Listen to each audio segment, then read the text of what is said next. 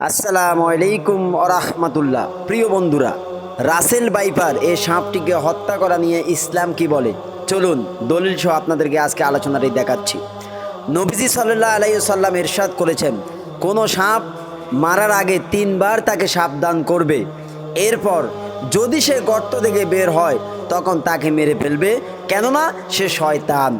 এই হাদিসটি আছে আবু দাউদ শরীফে এবং হাদিসটি সহিহ। এখানে আল্লাহ রাসূল সাল্লাল্লাহু আলাইহি সাল্লাম বলেছেন, তোমরা সরাসরি সাপ দেখলেই মেরো না, আগে সাপকে সাবধান করো। যখন দেখবা সে গর্ত থেকে বের হয়ে আসে, 1বার 2বার 3বার সাবধান করবা, এরপরও যখন দেখবা গর্ত থেকে বের হয়ে আসে তখন তাকে তোমরা হত্যা করবা। এরপরে আল্লাহ তাআলা পৃথিবীতে মানুষ, জিন ছাড়াও অসংখ্য জীবজন্তু সৃষ্টি করেছেন। এর কোনোটি স্বাভাবিক, আবার কোনোটি রহস্য ঘেরা। পবিত্র কোরআনে বর্ণিত হয়েছে। আল্লাহ রাব্বুল আলামিন বলেন, যিনি প্রতিটি জিনিসকে তার আকার, গঠন ও অবয়ব দান করেছেন, তারপরে তাকে সঠিক পথ প্রদর্শন করেছেন। সূরা তহা আয়াত নম্বর 50। আল্লাহ তাআলার অপার সৃষ্টি রহস্যের অন্যতম একটি হলো সাপ। এই প্রাণীটির আকৃতি ও চলার ধরন মানুষকে আতঙ্কিত করে। সাপ দেখলেই মানুষ তা মেরে ফেলার চেষ্টা করে, তবে সাপ দেখলেই আতঙ্কিত না হয়ে সচেতনতা ও সতর্কতা একান্তই জরুরি সবার জন্য।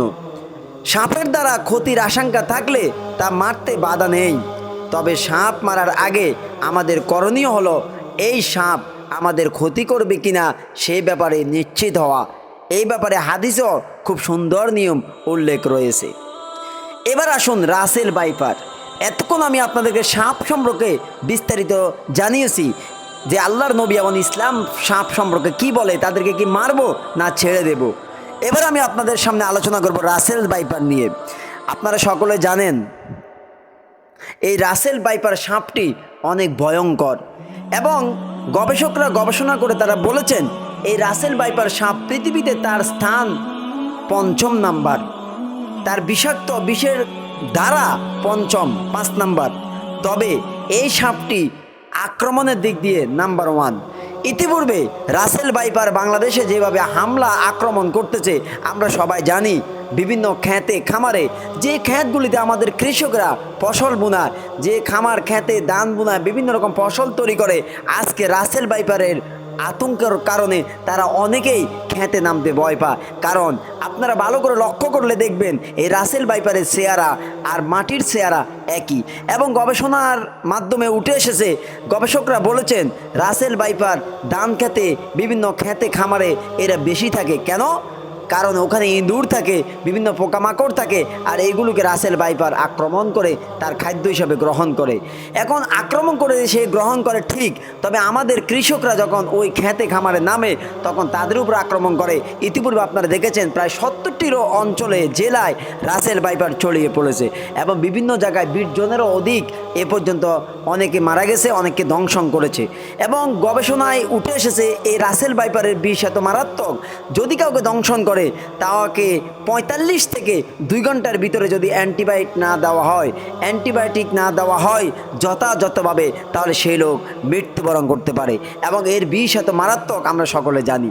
অতএব রাসেল ভাইপারকে ইসলাম হত্যা করা সম্পর্কে কি বলে, ওই যে প্রথম একটা হাদিস আমি আপনাদেরকে বলেছি যে আল্লাহর নবী বলেছেন, যে সাপ তোমাদেরকে আক্রমণ করে হত্যা করতে আসে, এই ধরনের সাপকে যদি তোমরা দেখো তাহলে তাদেরকে হত্যা করবে। এছাড়া আল্লাহর নবী আরও একটা হাদিসে বলেছেন, কোনো বিষাক্ত সাপ দেখলে তাকে তোমরা হত্যা করো, যদি তার ল্যাজ ছোট থাকে। কেন হত্যা করবে? কারণ সেই সাপের দৃষ্টিতে তোমার দৃষ্টি চলে যেতে পারে, অথবা গর্ভবতী মহিলাদের গর্ভধারণ হতে পারে। এই জন্য এই সাপ দেখলে তোমরা হত্যা করো। হাদিসটি আছে সহিহ মুসলিম এবং ইবনে মাজাতে। প্রিয় দর্শক, আমরা সাপ সম্পর্কে এতক্ষণ বিস্তারিত শুনলাম। সব সাপের মধ্যে বর্তমানে আমাদের জন্য যে সাপটা ক্ষতিকর তার নাম রাসেল ভাইপার। এই রাসেল ভাইপারের আক্রমণ থেকে আমরা বাঁচবো। আর রাসেল ভাইপার বেচারা নিজেও একটা বিপদে আছে, যে এখন তাকে দেখা মাত্রই মানুষ তাকে আক্রমণ করে বসে, কারণ উপায় নাই, তাকে আক্রমণ না করলে সে আমাদের আক্রমণ করবে। এই জন্য ইসলামে রাসেল ভাইপারকে হত্যা করার বৈধতা আছে। প্রিয় দর্শক, যদি আমার ভিডিওটি ভালো লেগে থাকে একটা লাইক করবেন, আর যারা চ্যানেলটি সাবস্ক্রাইব করেন না প্লিজ চ্যানেলটি সাবস্ক্রাইব করে আমার সঙ্গেই থাকবেন, পরবর্তী ভিডিওর জন্য অপেক্ষা করবেন।